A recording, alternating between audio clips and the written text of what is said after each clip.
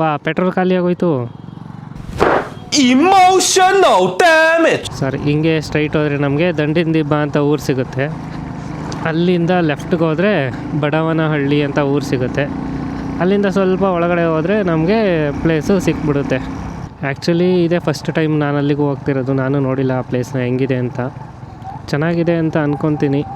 ಜಾಸ್ತಿ ವೀಡಿಯೋಸ್ ಕೂಡ ಇಲ್ಲ ಆ ಒಂದು ಪ್ಲೇಸ್ಗಳ ಬಗ್ಗೆ. ಏನೇ ಹೇಳಿ ಧೂಳು ಜಾಸ್ತಿ.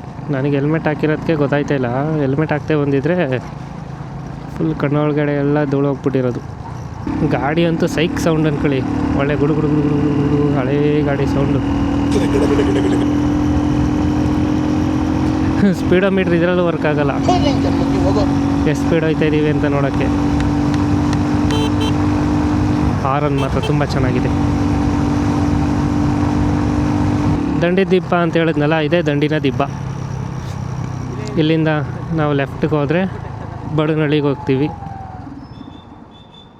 ವಾ ಪೆಟ್ರೋಲ್ ಖಾಲಿ ಆಗೋಯ್ತು. Emotional damage.